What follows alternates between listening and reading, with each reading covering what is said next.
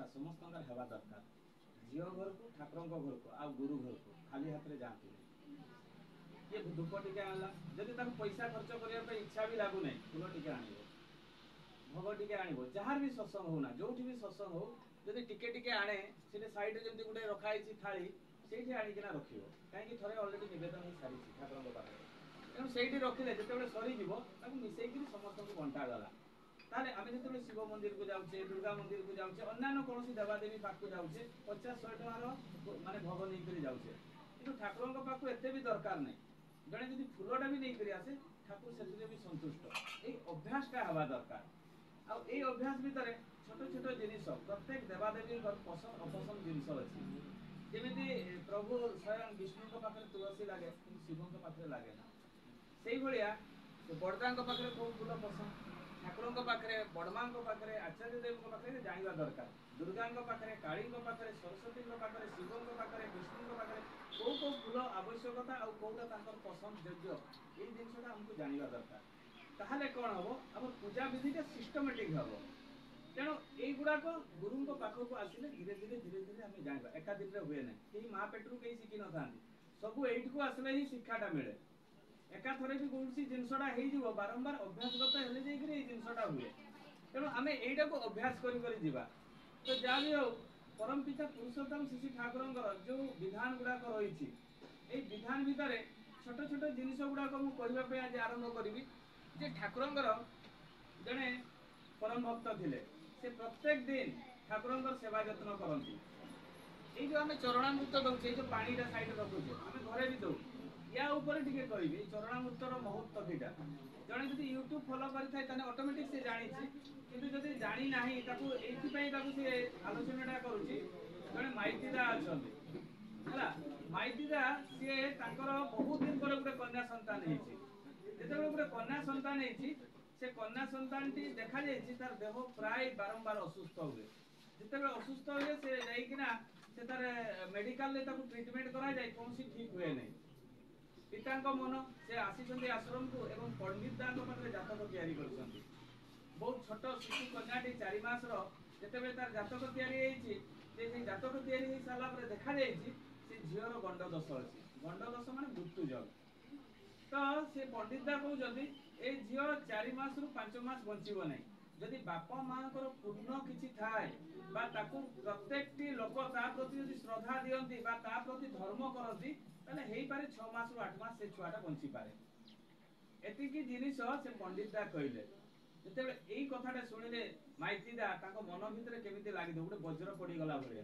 एत कष्ट लगे झीलटी जन्म होते दिन पर पुणी तार गंड दोष अच्छी मृत्यु जग अच्छी चलीज आम पाखु यही भयटा से जिते भितर जागृत होती सागे सागे पंडित दा कहते ब्राह्मण मान तो शास्त्र में किसी ना कि गोटे अच्छी जे होम यज्ञ विधि विधान दान धर्म कले से बंचीज तार तो गोटे किसी अच्छी तो कौन कले मो ए झीलटा बंचब से कहतु पंडिता कहते विभिन्न प्रकार जातकटा देखिली कौन समाधान ना आपड़ गोटे कम करूँ जे आपण जातु जे परम पूज्यपाद शिशि बड़दा इना बसी थे जिते परम पूज्यपाद शिशि बड़दा इना बसी देखा करूँ पचारतु जे कौन संभव हम गले परम पूज्यपाद शिशि बड़दा को दर्शन कले दर्शन कलापर प्रणाम कर पंडित दा पाखे झीर जातक बनइली कि पंडित दा कहते यार 4 मास मोर झीर तो 4 मास चली 4 मास मृत्यु जग अच्छी माने गंड दोष अच्छी गंड दोष माने मृत्यु जग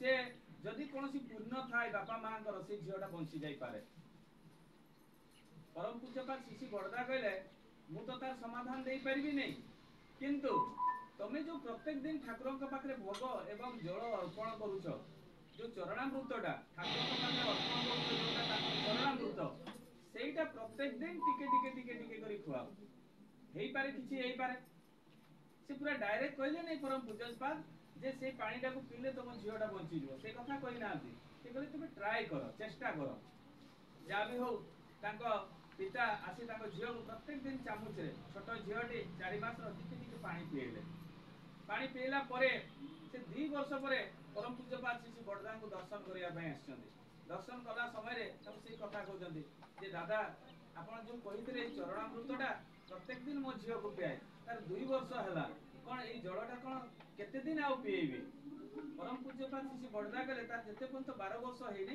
ई जलटा पिया 12 वर्ष पर्यंत पिएले 12 वर्ष समय रे से झियोटा को नेकरी परम पूज्यपाद श्री बड़दा को पाख आस्थिले आ परम पूज्यपाद बड़दा जेते बेले जानिले से बहुत सुंदर भजन गाए ताको पाखु भजन भी गुटे सुनिथिले परम पूज्यपाद श्री बड़दा से झियो पाखु एवं पुणी निवेदन कले जे এই যে চরণামৃত ঠাকুরଙ୍କ চরণামৃত কেতে দিন পর্যন্ত সে পিইব परम पूज्यपाद श्री बड़दा कहितले बनी थिबा जाय से चरणामृतटा से पिइब ताले चिंता करंतु आमे ई चरणामृत कोन करूछे प्रत्येक दिन आमे कोन करूछे से चरणामृतटा को आमे ठाकुरଙ୍କ पाखरे दउछे जेते बेले भोगटा को आमे उठाउछे भोग उठै सारिला परे आमे ताको कोनसी गछ मूले पिंदी दउछे सेटा को आमे घरे के पिउ ना ठाकुरଙ୍କ से चरणामृतटा के पिउ ना भोगटा हेइ साइ पारे छोट छुआ मानको बा काहे को आमे रपुदाना बा के बातासा दउछे ताको बांटी दे खाइ पारु किंतु आमे ई चरणामृतटा को केबे भी आमे खाउ ना तार मूल्यटा केते आपण चिंता करो ए चरणामृतटा को मूल्य केते तेरो এই যে ছোট ছোট ঘরর জিনিস আমি শিখিবার আবশ্যকতা রয়েছে এই জিনিস আরম্ভ হুয়ে ঠাকুর বিধি বিধান নিয়ম নীতি এই পূজা পোষা মাছ দেই সেটারে আমি তো একাত্তর বিধি বিধানটাকে আমি পালন করি না ধরিবি জনে ভক্ত ଥିଲେ শ্রী ঠাকুরଙ୍କ পরম ভক্ত ସେ ଦୀକ୍ଷା ନେଇଛନ୍ତି ପ୍ରତ୍ୟେକ ଦିନ ସିଏ ଠାକୁରଙ୍କ ପାଖରେ ସେ ଆସିକିନା ବସନ୍ତି ଆଉ ବସିବା ଶୀତରଞ୍ଜି କରି ସେ ଦେଖନ୍ତି ଯେ ଏଇ ଠାକୁରଙ୍କ ପାଖରେ ବହୁତ ଲୋକ ଆସନ୍ତି ନିବେଦନ କରନ୍ତି ଏବଂ ନିବେଦନ କରି ସାରିଲା ପରେ ଠାକୁର ତାଙ୍କ ଘରକୁ ସତ୍ସଙ୍ଗ ଯାଆନ୍ତି এইটা ସେ ସବୁଦିନ ଦେଖନ୍ତି ସେଦିନ ନୂଆ ଦୀକ୍ଷା ନେଇଛନ୍ତି 2-3 ବର୍ଷ ହେଲା ସେ ସତ୍ସଙ୍ଗ କରିବା ପାଇଁ ଇଚ୍ଛା କରୁଛନ୍ତି ତାର କାରଣ ହେଉଛି ଯେ ଠାକୁର ମୋ ଘରକୁ ଯିବେ ସେ ତ ସମସ୍ତଙ୍କ ଘରକୁ ଯାଆନ୍ତି କିନ୍ତୁ ମୋ ଘରକୁ ଦିନେ ବି ଆସି ନାହାନ୍ତି ତେଣୁ ମୁଁ ଠାକୁରଙ୍କ ପାଖରେ ଏଇଟା ନିବେଦନ କରିବି ଆସିଛନ୍ତି ଆସିଛନ୍ତି ନିବେଦନ ଆଉ କରିପାରି ନାହାନ୍ତି এইଥିପାଇଁ ନିବେଦନ କରିପାରି ନାହାନ୍ତି ଯେ ସେଇଠି ବହୁତ ଭିଡ଼ ହେଇଛି ସେ ନିବେଦନ ନ କରିପାରି ଗୋଟେ ଗଛ ମୂଳରେ ବସିକିରି କାନ୍ଦୁଛନ୍ତି କହୁଛନ୍ତି ମୁଁ ଭାବିଥିଲି ଯେ ଠାକୁର ମୋ ଘରକୁ ଯିବେ ମୁଁ ଗୋଟେ ସତ୍ସଙ୍ଗ କରିବି ଏବଂ ଠାକୁର ଯଦି ସେ ଆମ ଘରକୁ ଆସନ୍ତି ତାହେଲେ ଆମ ଘରରେ ଉଲ୍ଲାସ ହବ ଆଉ ତେଣୁ ମୁଁ ଠାକୁରଙ୍କୁ କେମିତି ନିବେଦନ କରିବି ଠାକୁର ତ ଅନ୍ତର୍ଯାମୀ ସେ ତ ସବୁ କଥା ଜାଣନ୍ତି ଠାକୁର ସାଙ୍ଗେ ସାଙ୍ଗେ ସେ କେଷ୍ଟଦାଙ୍କୁ କହିଲେ ସେ ଗଛ ମୂଳରେ କିଏ କାନ୍ଦୁଛି ଯାହା ଦେଖି ଆସିବୁ ଯେ ସେ ବୁଲିକିନା ଆସିଲେ କିନ୍ତୁ କାହାରିକୁ ଦେଖିପାରିଲେନି ଯେ କିଏ କାନ୍ଦୁଛି पुणी ठाकुर पाखे आसी केष्टता निवेदन कर ठाकुर मुझे कहीं कहानी को कांदार देखनी तू जीवु जा भल से देखू जा से भाईटी जनक मुंडी तल करना से आखिटा छड़ छड़ हो कांदा आरंभ कर केष्टता देखिले कहले भाई तुम कांदुच कहीं कहले मुझे ठाकुर पाखे टे निवेदन करी गोटे सत्संग करी सत्संग किंतु ठाकुर आसवा दरकार यही कथाटा मुझे निवेदन करी तो जहाँ भी हो से केष्टता नहीं आसिले ठाकुर पाखे निवेदन है ठाकुर कहले तू संध्या 7टा बेले आरंभ करदेबू मु तो घर को पहुंची एते आनंदित होइछथि से गुरु भाई जे ठाकुर मो घर को आसिले से निज मुखरे कहिछथि एई कथाटा से जेतबे ताको घर को जाउछथि रास्ता रे जहार को पाइछथि ताको कहि ठाकुर मो घर को आसे काली सत्संग अछि 7टा बेले तुमे आसीबो मो घरे आनंद बजार रो भी प्रसाद सेवन हबो एई कथा सब लोक जे दीक्षा नेछि जे दीक्षा नेइनि समस्त को कहि चलिले घरे पहुंचले गाँव लोक मान कहले गाँव लोक मान कहले काली ठाकुर मो घर को आसबे सत्संग हम केमी व्यवस्था हम कौटी सत्संग हम तार अरेंजमेंट करवा सब अरेंजमेंट करवा आरंभ है संध्या बेलू गोबर फबर दे पूरा से पूरा अगणाटा सफा कले एवं प्रत्येक घरे जिते ठाकुर आसबे दीप जड़ा हम तेणु प्रत्येक घरे कहीदेले जिते ठाकुर आसबे दीप प्रत्येक घरे दुआरे जड़े एवं ठाकुर जिते आसबे समस्ते शांति श्रृंखला भाव में सब बसबे दर्शन करवा प्रणाम करेंगे आम गाँ पवित्र हो यही कथा समस्त को गाँव लोक कहते गाँव लोक सब प्रस्तुत बहुत लोक माने हजार हजार लोक घर को आसुच्च बहुत भीड़ सत्संग आरंभ होती 7टा बेलू को देखला बेलू ठाकुर आसी ना मन भर चिंता पशिगला कहले ठाकुर कथा देते 7टा बाजिगला शंख बाजिला सत्संग आरंभ है कि ठाकुर सेना विग्रह अच्छी कि देखला बेले ठाकुर तो आसिले कथा दे कथा मत रखिले नहीं यहाँ मन भर जागृत है सत्संग मध्य भाग होगा भजन कीर्तन सरीगला आलोचना आरंभ होगा ठाकुर आसी ना मन भर क्रोध जागृत है ठाकुर मो सहित गो बिटुन कर कथा दे कथा रखिले नहीं ठाकुर कही मो घर को आसवाई किंतु आसिले नहीं ठीक से जड़े दादा जाजन करुवा समय सामने जमी धूपकाठी लगाई से धूपकाठी ठाकुर फोटो उपरे पड़ जाइए जो ठाकुर फोटो उपरे पड़ जाइए गुरु भाई चिंता कले एमती तो ठाकुर आसिले नहीं मो फोटोरे निआ लगिगला ठाकुर गड़ पाखे धूपटा पड़िकिना यहाँ गोटे अशुभर संकेत काले मोर किसी गोटे विपद हो आहरी क्रोध जागृत होती पुणी सत्संग सरीगला सब सरीगला परे सी आउ खाऊ ना गुरु भाई माने निजे निजे खाई आनंद बजार पलैले किसी दादा माने बुझेले किसी ठाकुर असुविधा हो ठाकुर आसी पारि ना काली पचारा कहीं आसी ना किंतु ये आ राति शुई ना बहुत राग भितर ठाकुर मुझे दीक्षा नेली ठाकुर जवाब देले जवाब देला ठाकुर मो घर को आसी ना काली जी ठाकुर को पचारि राति निद भी नहीं सका उठी जब दात बसी सीधा पावना हिमायतपुर तो आज ठाकुर को भीषण भाव में कहबी जे आप कथा देते मो घर को आसवा आसले नहीं कहीं जिते पावना हिमायतपुर पहुंची सारा देखुं कहीं भी गोटे गुरु भाई नहीं गेट्रे गाड़ी को पशिवाई दौना बोले जो पशिवाई दौना पचारे कौन है कि नहीं ठाकुर देह बहुत असुस्थ जदि ठाकुर देह असुस्थ तेरे ठाकुर गले कुआड़े रूम में अच्छा मुझे देखा करने चाहे से कहीं मोर काली सत्संग थी ठाकुर कहीं आसिले नहीं से कहले ठाकुर देह असुस्थ काली तुम्हें देखा करने आस से किंतु जबरदस्त पशिगले आश्रम भीतर को जो पशिकिना ठाकुर रूम भीतर को पशुंट देखागला पादर गोटे बैंडेज बंधाई जो बैंडेज बंधाई ठाकुर सागे सांगे कहले तू काली टे धूपटा दूर रखी ही ना मो गोड़टा काली धूप जड़ीगला तू देखुच मत पूरा काली प्यारीदा मत केमती बैंडेज बांधी ये आश्चर्य ठाकुर केते गले धूप केते पादरे लगेली केते पुड़ीगला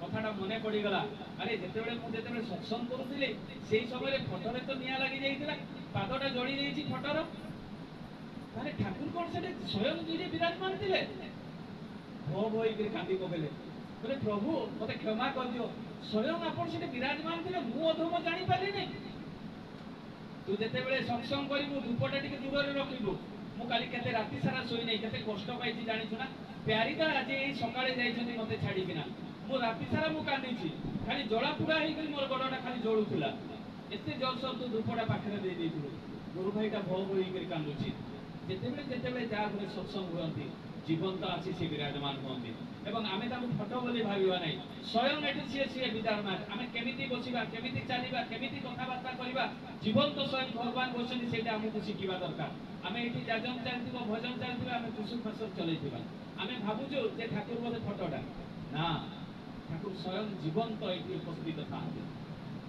से तो आम भितर ये भल पाइबाटा हेबा दरकार ठाकुर जे मनीष को भल पाउथिले ता नुहे निर्जीव वस्तु को भी से भल पाउथिले दिने बीपी झा आस्थिले से बिहार रो जने बहुत बड़ माने जनरल मैनेजर जेतबे बीपी झा आश्रम को आसिले आश्रम रे देखिले समस्त चुपचाप केस्टोरा को प्रश्न करछथि से general manager BP Jha Bihar रो को जदि आश्रम एते काहे कि शांत ठाकुर किए प्रिय परिजन मरी जाइछन्ति कि कहले ना काली म्युनिसिपालिटी लोक मैंने ड्रेन सफा करुले जिते देवघर कथा जिते ड्रेन सफा करुले से समय गोटे कुकुरटा से पाखे थिला से कुकुरटा घुंचु नथिला म्युनिसिपालिटी लोक मैंने जो धरी लुहार येटा से कदालटा से कुकुरटा को बाड़े देले ता मुंडटा फाटीगला जिते मुंडटा फाटीगला से बहुत जोर चित्कार कला ठाकुर दौड़ी आसिले दौड़ी आसिक जो देखुं मुंडर रक्त बाहर सागे सांग आश्रम जे डाक्तर प्यारी नंदिता डाकिले डाकी कहले से कुकुरटा को नहीं आस आश्रम को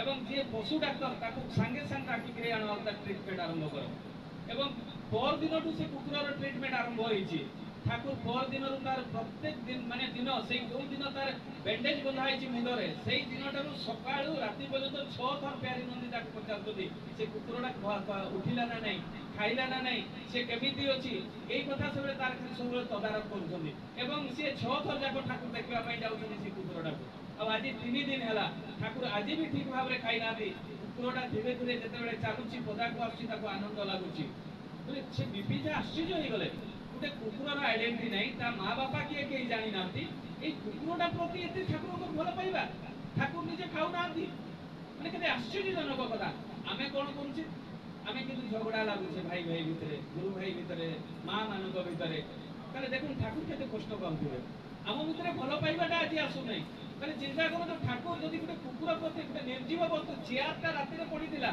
शिशुर पड़ी जो शिशुर पड़ी सका कहानी सहित ठाकुर कथा होना आश्चर्य हो गए ईश्वरी मोहन था अनंत महाराज था सतीश चंद्र गोस्वामी था बहुत भक्त था ठाकुर को प्रश्न कर ठाकुर आप कौन है देह असुस्थ कि ठाकुर छड़ छड़ आसी कहते राति मुझे उठिली ना चेयरटा शिशुर पड़ जाइए मुझे बहुत दुख लगे केते कष्ट लगे चेयर देवी तो कष्ट पाऊब ना मुझे ପୋଛିଦେଲି ଆଣିକିନା ଯଥାସ୍ଥାନରେ ରଖିଦେଲି। ତମେ କ'ଣ ଏଇ ଜିନିଷ ଗୁଡ଼ାକ ନଜର ଟିକେ ଦିଅ ନାହିଁ? କିନ୍ତୁ ବ୍ୟାକୁଳତା ଭାବରେ ଠାକୁର ଏଇ ଭଲ ପାଇବା ଜିନିଷଟାକୁ କହୁଛନ୍ତି। ଏଇ ଭଲ ପାଇବାଟା ଆମ ଭିତରେ ଜାଗ୍ରତ ହେବା ଦରକାର। ଭଲ ପାଇବାଟା କେତେବେଳେ ଜାଗ୍ରତ ହେବ? ଯେତେବେଳେ ତାଙ୍କ ପ୍ରତି ତ ବିଶ୍ୱାସଟା ଗୋଟେ ଆସିବ। ତାଙ୍କ ପ୍ରତି ଆମର ବିଶ୍ୱାସଟା ଯେତେବେଳେ ନାହିଁ, ଆମେ ଯେତେବେଳେ ଭାବୁଛେ ଗୁରୁଙ୍କୁ ଗ୍ରହଣ କଲା ପରେ ଆମେ କ'ଣ ଭାବୁଛେ ଯେ ଶ୍ରୀ ଠାକୁର ଅନୁକୂଳ ଚନ୍ଦ୍ର ଗୋଟେ କୌଣସି ଗୋଟେ ସଂସ୍ଥା ହେଇଥାଇପାରେ। ଆମ ଭିତରେ ସେଇଟା ଗୋଟେ ବେଶୀ ଭାବରେ ଆମ ଭିତରେ ଗ୍ରାସିଛି ଯେ ଏଇଟା ଗୋଟେ କୌଣସି ସଂସ୍ଥା, କୌଣସି ଗ୍ରୁପ, ଏଇଟା ଗୋଟେ ସତ୍ସଙ୍ଗିଆ ଜୟପୁରିଆ এইଭଳିଆ ବହୁତ ଆଲୋଚନା ହୁଏ ମାର୍କେଟରେ। ସତ୍ସଙ୍ଗ କୌଣସି ଅଲଗା ସଂସ୍ଥା ନୁହେଁ। ସ୍ୱୟଂ ଆମେ ଯେତେବେଳେ ଶ୍ରୀ ଠାକୁରଙ୍କ ଦୀକ୍ଷା ନେଲୁ, ଦୀକ୍ଷା ନେଲା ପରେ ଠାକୁର ଅନୁକୂଳ ଚନ୍ଦ୍ରଙ୍କର ଆମେ ନାମ କେବେ ନେଉନା। ଆମେ କ'ଣ ନାମଟା ନେଉଛେ? ରାଧା ନାମଟା ନେଉଛେ। କାଲି ବି ସେଇଟା ଆଲୋଚନା କରିଥିଲେ। ଆମେ ରାଧା ନାମ ନେଉଛେ। ଆମେ ସେଇଟା କହିଥିଲେ କାଲି ଯେ ପ୍ରେମାନନ୍ଦ ମହାରାଜ ବି ଯେଉଁ ରାଧା ନାମ ଜପ କରୁଛନ୍ତି, ଅନୁରୁଦ୍ଧ ଆଚାର୍ଯ୍ୟ ବି ଯେଉଁ ରାଧା ନାମ ଜପ କରୁଛନ୍ତି, ଶ୍ରୀ ଠାକୁର ଅନୁକୂଳ ଚନ୍ଦ୍ର 138 ବର୍ଷ ପୂର୍ବରୁ ମାତା ମନମୋହିନୀ ଦେବୀ ମାଧ୍ୟମରେ ଏଇ ନାମଟାକୁ ବିତରଣ କରିଥିଲେ। ସାଧାରଣ ଆଜିର ଜିନିଷ ନୁହେଁ। এই যে রাধা নাম আমি যে প্রার্থনা করছে প্রত্যেক দিন, কাহার নাম জপ করছে?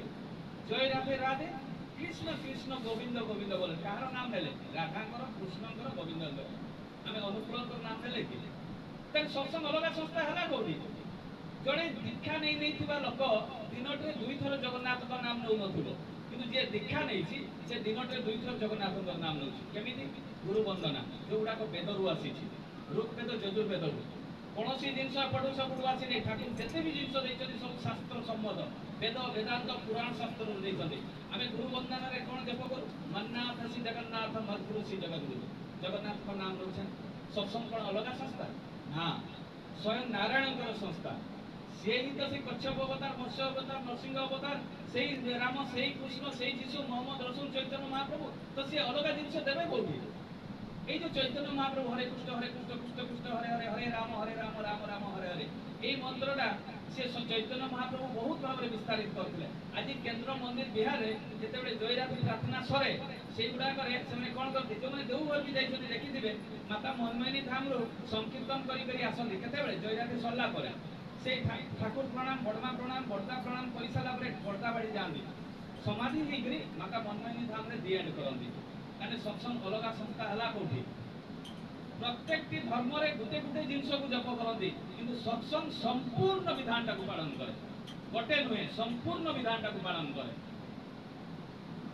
তাহলে চিন্তা করুন সৎসঙ্গ অলগা হেলা কেমিতি? ঠাকুর ব্রাহ্মণ পরিবারে জন্মগ্রহণ করলে। যে দেওঘরକୁ ଯିବେ, বেদ ভবনକୁ ଯିବେ, বেদ ভবনে গোটে শাড়গ্রাম ଅଛି। শাড়গ্রামে প্রত্যেক দিন তুলসী পত্র এবং চন্দন দিয়ে পূজা করা যায়। শাড়গ্রাম গোটে পত্রটা ব্রাহ্মণ মানে প্রত্যেক ঘরে ঘরে সেটা রখନ୍ତି। যে ব্রাহ্মণ সেটা তার প্রত্যেক ঘরে ଅଛି। তাহলে চিন্তা করুন শাস্ত্র সম্মত প্রত্যেকটি বিধান পালন করলে ঠাকুর। ব্রাহ্মণ মানে অগ্নিহোত্রী পূজা করতে। অগ্নিহোত্রী পূজা মানে হোমযজ্ঞ। দেওঘরে প্রত্যেক দিন হোমযজ্ঞ ହୁଏ বেদ ভবনে, ସମସ୍ତେ ଦେଖିବେ। ঠাকুর সরস্বতী পূজা করলে ଦେଖିବେ ফটোরে পুষ্পাঞ্জলি দেওয়া কথা। আজি বি দেওঘরে ঠাকুর পরিবার দুর্গা পূজা করନ୍ତି। যে যাতে সে দেখবে ঠাকুর কৌশি পূজা মনা করে না, সেইতে নারী নীতিরে লিখিদেলে কাহিকি করব, কেমিতি করব, করলে কোণ লাভ আছে এইটা আগে জাঁয়া দরকার। যেতে পর্যন্ত আমি জাঁয়া নাই আমার চরণীটা বিকৃত হব। আমি সেইপাই তো আমি উপবাস ব্রত এইবা জাণু হি নাই। যেতে পর্যন্ত ঠাকুর অনুকূল চন্দ্রঙ্কর দীক্ষারে জনে দীক্ষিত ন হয়েছি সেতে পর্যন্ত ব্রত আর উপবাসর মিনিংটাকে জাঁপারিব না। আমি গোটে লক্ষ্মী ব্রত করছে, সাবিত্রী সুদর্শা ব্রত করছে। যে আমি ব্রত করছে লক্ষ্মী ব্রত, আমি কোণ করছে তা আগ দিন গোবর দিয়ে দেছে। গোবর দিয়ে সারা পরে ঝুঁটি ফুটি দিয়ে রখি দেছে। পূজা বসা করছে, পূজা বসা করে সারা পরে আমি টিভি সামনে বসিকিনা টিভি দেখুছে বা মোবাইল দেখুছে। এতিকি কাম আমি করছে। পূজা তো তার ব্রাহ্মণ করছে বা যে লক্ষ্মী পুরাণ পড়া কথা সামনে লক্ষ্মী পুরাণ পড়ুচ্ছেন। কিন্তু যেতবে মু গুরুଙ୍କୁ সংস্পর্শে আসলি তাঁর দীক্ষার দীক্ষিত হলি সেতবে এই নারী নীতিরে লেখা হয়েছে যে ব্রত কাহিকি করিব, কেমিতি করিব, করিলে কোন লাভ হচ্ছে আগে জানিব, তারপরে করিব। তাহলে ব্রতটা ব্রত মানে কোন এইটা তো মতে জানিবা দরকার। ব্রত মানে হচ্ছে সংকল্প। ব্রত মানে হচ্ছে সংকল্প। ব্রত সংকল্প। ব্রত কোন গোটে সূতাটা, সূতার যেতবে দুর্গাঙ্কর আমি ব্রত করছে, অষ্টমী করছে, 8টা দুর্গাঙ্ক নাম দিয়ে অষ্টবর্ষ দিয়া হচ্ছে এবং বাঁধুছে। লক্ষ্মীঙ্কর বি ব্রত সেইভাবে আছে। লক্ষ্মীঙ্কর স্তুতি পড়ি করে আমি ব্রত বাঁধুছে। সাবিত্রীঙ্কর সমস্ত সেମିତି ব্রত ଅଛି। কারণ ব্রত হচ্ছে সংকল্প। তাহলে আমি কাহা পাখে সংকল্প করছে? যাহাঙ্কর ব্রত করছে। কারণ আমি লক্ষ্মীঙ্কর ব্রত করছে। লক্ষ্মী পাখে আমি সংকল্প করছে। जे আজি ଠାରୁ ଯାହା ଯାହା ଏଇ ବହିରେ ଗୋଟେ ଛୋଟ ବହିଟା ଲକ୍ଷ୍ମୀ ପୁରାଣ ଅଛି ଆମେ ପଢୁଛେ ଯେ ବ୍ରାହ୍ମଣ ପଢନ୍ତୁ ବା ନିଜେ ବି ପଢନ୍ତୁ ବହୁତ ମା ମାନେ ତ ସେଠି ଯାହା ଯାହା ଲେଖା ହେଇଛି ଆପଣ ମାନେ ପାଳନ କରୁଛନ୍ତି କି ପ୍ରଶ୍ନ କରନ୍ତୁ ନିଜକୁ ନିଜେ ଗୋଟେ ବି କେହି ପାଳନ କରୁନାହାନ୍ତି ଗୋଟେ ବି ନାହିଁ ଯଦି ଯେତେ ଜଣେ ପୃଥିବୀରେ ଲକ୍ଷ୍ମୀ ବ୍ରତ କରୁଛନ୍ତି ତାଙ୍କୁ କୁହନ୍ତୁ ସ୍ୱାମୀକୁ ସେମାନେ ଦେବତା ମାନନ୍ତି କଦାପି ନାହିଁ ଡେଲି ଝଗଡ଼ା ହୁଏ ଡେଲି ଯୁକ୍ତି ତର୍କ ହୁଏ ଶାଶୁ ଶ୍ୱଶୁରଙ୍କ ସେବା କରନ୍ତି ବ୍ରତ ବହିରେ ଲେଖା ହେଇଛି ସାବିତ୍ରୀ କୁହନ୍ତୁ ସୁଦର୍ଶା କୁହନ୍ତୁ ଦୁର୍ଗାଙ୍କର କୁହନ୍ତୁ ସେଠି ତ ଲେଖା ହେଇଛି କଣ ସେମାନେ ଶାଶୁ ଶ୍ୱଶୁରଙ୍କ ସେବା କରନ୍ତି ପୁରା ନିଷ୍ଠାପର ଭାବରେ ଦେବତା ମାନେ ମାନନ୍ତି କଦାପି ନାହିଁ କିଛି ନା କିଛି କଥାରେ ଯୁକ୍ତି ତର୍କ ହେଇଯାଏ ତାହେଲେ এই যে লক্ষ্মী ব্রতরে লেখা হয়েছে বা লক্ষ্মী ব্রত যে করছে এটা তো ফ্যাশন হয়ে গলা সেই লক্ষ্মী ব্রতরে লেখা হয়েছে যে মু আজি মোর মাছ মাংস ছাড়িবি লক্ষ্মী কু আমি সংকল্প করছে প্রত্যেক বর্ষ গোটে দিন বি নাই বা গোটে বর্ষ নাই প্রত্যেক বর্ষ বর্ষরে থরে পড়ুছি লক্ষ্মী ব্রত আর প্রত্যেক বর্ষ আমি সংকল্প করে চালিছে মানে কাহাকু ঠকুছে নিজকু লক্ষ্মী কু নুহে নিজকু আমি ঠকুছে মানে ব্রতরে লেখা হইতিবা জিনিস গুড়াক পরিবার পরিজন পড়া পড়োশী ସମସ୍ତଙ୍କ ପ୍ରତି ପ୍ରେମ ପ୍ରୀତି ରହିବା ଏଇ ବ୍ରତର ବହିରେ ଲେଖା ହେଇଛି ଆପଣ ଆଉ ଥରେ ଲକ୍ଷ୍ମୀଙ୍କ ପୁରାଣ ପଢିବେ ଦେଖିବେ ପ୍ରାଣୀ ପ୍ରତି ଦୟା କରିବେ ସେଇଟା ବି ଲେଖା ହେଇଛି କିନ୍ତୁ ପ୍ରାଣୀକୁ ହତ୍ୟା କରି ଡେଲି ଖାଉଛି ତାହେଲେ ଆମର ବ୍ରତଟା ଫେସନ ହେଇଗଲା ପୂଜାଟା ଫେସନ ହେଇଗଲା ଆମେ ବିଧାନରେ ଆମେ କେବେ କରୁନା ତାହେଲେ ଉପବାସ ମାନେ କ'ଣ ବ୍ରତର ମିନିଂଟା ଆପଣ ଜାଣିଗଲେ ତାହେଲେ ଉପବାସ ମାନେ କ'ଣ ଉପ ମାନେ ନିକଟ ନିକଟ ଆଉ ବାସ ମାନେ ତାଙ୍କ ପାଖରେ ରହିବା ଯାହାର ବ୍ରତ କରିବା ସେଇଦିନ ଆମେ ଗୋବର ଦେବା ସେଇଦିନ ତା ଆଗରୁ ନୁହେଁ କାହିଁକି ରାତିରେ ସରୀସୃପ ବିଭିନ୍ନ କୀଟ ପତଙ୍ଗ ସବୁ ଚରି ଯାଆନ୍ତି ସକାଳୁ ଗୋବର ଦେବା ଝୁଣ୍ଟି ଦେବା ଝୁଣ୍ଟି ଦେଇ ସାରିଲା ପରେ ଗାଧେଇ ପାଧେଇ ଠାକୁର ଘର ପରିଷ୍କାର ପରିଚ୍ଛନ୍ନ କରିବା ଠାକୁର ଘର ପରିଷ୍କାର ପରିଚ୍ଛନ୍ନ କରିସାରିଲା ପରେ ତାର ପ୍ରତ୍ୟେକଟି ଜିନିଷ ଯୋଗାଡ଼ କରିବା ଯାହା ଯାହା ଆବଶ୍ୟକତା ସେ ପୂଜା ବିଧି ପାଇଁ ଯୋଗାଡ଼ କରି ସାରିଲା ପରେ ପୂଜା ବିଧି କରିବା ପୂଜା ବିଧି ସାରିଲା ପରେ ବ୍ରତ ଗ୍ରହଣ କରି ସାରିଲା ପରେ ଦିନ ସାରା କାହାରି ସହିତ ବାର୍ତ୍ତାଳାପ କରିବ ନାହିଁ ଖାଲି ନାମ ଜପ ଲକ୍ଷ୍ମୀଙ୍କର ହେଲେ ଲକ୍ଷ୍ମୀଙ୍କର ନାମ ଜପ ସୁଦର୍ଶନଙ୍କର ହେଲେ ସୁଦର୍ଶନଙ୍କର ନାମ ଜପ ଦୁର୍ଗାଙ୍କର ହେଲେ ଦୁର୍ଗାଙ୍କର ନାମ ଜପ ରାତି ଶୋଇଲା ପର୍ଯ୍ୟନ୍ତ ଆବଶ୍ୟକତା ପଡ଼ିଲେ ବାର୍ତ୍ତାଳାପ କରିବ ଏମର୍ଜେନ୍ସି ନହେଲେ ବାର୍ତ୍ତାଳାପ ସେ ଦିନ ସାରା କାହାରି ସହିତ କରିବେ ନାହିଁ ଖାଲି ନାମ ଜପ ତାହେଲେ ବ୍ରତଟା ସମ୍ପୂର୍ଣ୍ଣ ହେଲା ଆମେ କ'ଣ ତାହା କରୁଛେ ତାହା କେବେ କରୁନା ତାହେଲେ ଚିନ୍ତା କରନ୍ତୁ ଆମେ ଯେତେ ପର୍ଯ୍ୟନ୍ତ ଗୁରୁଙ୍କୁ ଧରି ନାହିଁ ଯେତେ ପର୍ଯ୍ୟନ୍ତ ସତ୍ସଙ୍ଗକୁ ଆସି ନାହିଁ ଏଇ ଛୋଟ ଛୋଟ ଜିନିଷ ଗୁଡ଼ାକ ଆମକୁ କ୍ଲିୟର ହବ ନାହିଁ ତେଣୁ ଗୁରୁଙ୍କୁ ଧରିବାର ଆବଶ୍ୟକତା ଗୁରୁ ହିଁ ତ ସେଇ ଜିନିଷଟା ସମାଧାନ କରନ୍ତି ମାନେ ଗୁରୁଙ୍କୁ ଗ୍ରହଣ କରିଲେ 33 କୋଟି ଦେବାଦେବୀ 33 କୋଟି ମାନେ 33 ପ୍ରକାର ଦେବାଦେବୀ 12 ଜଣ ଆଦିତ୍ୟ 11 ଜଣ ବସୁ ପଞ୍ଚଭୂତ ଇନ୍ଦ୍ର ଏବଂ ବ୍ରହ୍ମା ଏଇ ଯୋଉ 33 ଜଣ ଉଚ୍ଚ କୋଟିର ଦେବତା ଏଇମାନେ ସବୁ ପାଆନ୍ତି 33 କୋଟି ମାନେ ପ୍ରକାର କରୋଡ଼ ମାନେ ସଂଖ୍ୟାରେ ସେଟା ଧରାଯାଏ ତାହେଲେ କୋଟି ହେଉଛି ପ୍ରକାର ଏଇ 33 ପ୍ରକାର ଯୋଉ ଦେବାଦେବୀ ଏମାନେ ପୂଜା ପାଆନ୍ତି ତାହେଲେ ଗୁରୁଙ୍କୁ ନ ଧରିଲେ ଏ 33 କୋଟି ଦେବାଦେବୀ ପାଆନ୍ତି ନାହିଁ ସେଇଥିପାଇଁ ଗୀତାରେ ଲେଖା ହେଲା ଯିଏ ମତେ ନ ଦେଇ ଅନ୍ନ ଜଳ ଗ୍ରହଣ କରେ ସେ ବିଷ୍ଠା ଗ୍ରହଣ କରେ ଚରର ଭକ୍ଷଣ କରେ କ'ଣ ଚୋରି କରି ଖାଉଛେ ଆମେ ଏଇ ଆଲୋକଟା ଫ୍ରିରେ ପାଉଛେ ନା ଆମେ ଟ୍ୟାକ୍ସ ଦଉଛେ ସୂର୍ଯ୍ୟକୁ ନା ପବନଟା ଯୋଉଥିରେ ଆମର ଜୀବନଟା ବଞ୍ଚିଛି ଆମେ ଫ୍ରିରେ ଗ୍ରହଣ କରୁଛେ ଯାହାର ସୃଷ୍ଟି ତାକୁ କ'ଣ କିଛି ଦଉଛେ ନା ଏ ପୃଥିବୀରେ ବାସ କରୁଛେ ପୃଥିବୀଟା କାହାର କ'ଣ ଏଇ ଗଭର୍ଣ୍ଣମେଣ୍ଟର ନା ଏ ପୃଥିବୀଟା ହେଉଛି ତାଙ୍କର ତା ଘରେ ଆମେ ଅଛେ ଦୟା କରିକିରି ଭଡ଼ାରେ ସେ ସ୍ୱୟଂ ନାରାୟଣଙ୍କର ଏଇଟା ହେଉଛି ଘର ଏ ପୃଥିବୀଟା ହେଉଛି ତାଙ୍କର ଏ ବ୍ରହ୍ମାଣ୍ଡ ତାଙ୍କର ତେଣୁ ତ ତାଙ୍କୁ ବ୍ରହ୍ମ କୁହାଯାଏ ତା ଘରେ ଆମେ ଭଡ଼ାରେ ଅଛେ ଆଜି ଏଇଠି ଜନ୍ମ ହେଇଛେ ମଲା ପରେ ତାଙ୍କ ପାଖକୁ ହିଁ ଯିବା ଆମେ ଆଉ ଏଇଠି ରହିବା ନାହିଁ ସେ ତାଙ୍କ ପାଖକୁ ଯିବା ତାର କାମ ପାଇଁ ଆମେ ଏଠି ଜନ୍ମ ନେଇଛେ ଯେତେବେଳେ ଯିବା ସେ ଯେତେବେଳେ ପଚାରିବେ ମୁଁ ତତେ ପଠେଇଥିଲି କ'ଣ କଲୁ ନାଇଁ ଘର ଦ୍ୱାର କଲି ଗାଡ଼ି ଘୋଡ଼ା କଲି ଛୁଆ ପିଲା କଲି ତାପରେ ମରିଗଲି ମୋର ତମ କାମ କରିବା ପାଇଁ ସମୟ କାହିଁ ଆମର ଏଇଟା ହିଁ ଉତ୍ତର ହେବ ତା ଛଡ଼ା ଆଉ କିଛି ନାହିଁ ଯାହା 84 ଜନ୍ମରେ ତୁ ଜନ୍ମଗ୍ରହଣ କରିବୁ ତା ଛଡ଼ା ଉପାୟ ମଣିଷ ଜନ୍ମ ଦୟାକରି ପାଇଛନ୍ତି ପୂର୍ବ ଜନ୍ମରେ କିଛି ଭଲ କାମ କରିଥିଲେ ବୋଲି ମଣିଷ ଜନ୍ମ ପାଇଲେ ତତୋଧିକ ପୁଣ୍ୟ କରିଥିଲେ ବୋଲି ତାଙ୍କର ସଦୀକ୍ଷାରେ ଦୀକ୍ଷିତ ହେଲେ ତତୋଧିକ ପୁଣ୍ୟ କରିଥିଲେ ବୋଲି ଆଚାର୍ଯ୍ୟ ଦେବଙ୍କ ସାନ୍ନିଧ୍ୟ ପାଇଲେ ଆଉ ତତୋଧିକ ପୁଣ୍ୟ କରିଛନ୍ତି ବୋଲି ଡିପି ୱାର୍କ କରୁଛନ୍ତି ଏବଂ ତାଙ୍କର କର୍ମଯୋଗ୍ୟରେ ଆମେ ଝାସ ମାରିକିନା କାମ କରୁଛେ ତାହେଲେ କେତେ ପୁଣ୍ୟ କରିଛେ ତାହେଲେ ଯାଇକିରି କର୍ମ ବହୁତ ଲୋକ ଡିପି ୱାର୍କ କରନ୍ତି ନାହିଁ ସେ ପୁଣ୍ୟଟା ପୂର୍ବ ଜନ୍ମରେ ନଥିଲା ବୋଧେ ତେଣୁ ସେମାନେ କରୁନାହାନ୍ତି ଆଉ ଯୋଉମାନେ କରିବା ପାଇଁ ଚେଷ୍ଟା କରୁଛନ୍ତି ତାଙ୍କର କିଛି ନା କିଛି ପୂର୍ବ ଜନ୍ମରେ ସ୍ୱୀକୃତି ଥିଲା ତେଣୁ ଏଇ ଜନ୍ମଟା ବ୍ୟର୍ଥରେ ଯିବା ପାଇଁ ଚେଷ୍ଟା କରନ୍ତୁ ନାହିଁ ଯଦି ବ୍ୟର୍ଥରେ ଚାଲିଯାଏ ତାହେଲେ ନଷ୍ଟ ହେଇଯିବ ଏଇ ଜୀବନଟା ସେଥିପାଇଁ ସ୍ୱସ୍ତନୀ ବ୍ରତର ଆବଶ୍ୟକତା ରହିଛି ଯେତେ ପର୍ଯ୍ୟନ୍ତ ଜଣେ ସ୍ୱସ୍ତନୀ ବ୍ରତ ଦେଇନାହିଁ ସେତେ ପର୍ଯ୍ୟନ୍ତ ତାର ଦୀକ୍ଷାଟା ସମ୍ପୂର୍ଣ୍ଣ ହେଇନାହିଁ যেতে পর্যন্ত জনে স্বস্তি ব্রত গ্রহণ করি নাই সেতে পর্যন্ত তার দীক্ষা সম্পূর্ণ হয়নি। আগে যেতবে দীক্ষা দিয়া হউতলা মাছ মাংস ছাড়িলা পরে দীক্ষা দিয়া হউতলা 3 মাস 4 মাস টেস্ট করা হউতলা। জনে চোরটাକୁ জনে ঠাকুর দীক্ষা দেবা পাই এই দীক্ষা দেবা পাই তাকে ডেলি বুড়াইলে সে যেতবে গাধেবা পাই যে ঠাকুর সামনে ঠিয়া হই যাবে এই দীক্ষা টিকে নে সে দীক্ষা নেবিনি কইলা সে চোরটা। দিনে কোন ହେଇଛି ଠାକୁର ତାକୁ ଯେତେବେଳେ ଅଟକେଇଲେ ହାତଟା ଧରିକିନା ଗଲେ ଟାଣିକିନା ଆଣୁଥିଲେ ସେ ଚିଞ୍ଚାଡି କରି ପଳେଇଲା କହିଲା ମୁଁ ଆଉ ଦୀକ୍ଷା ନେବି ନାହିଁ।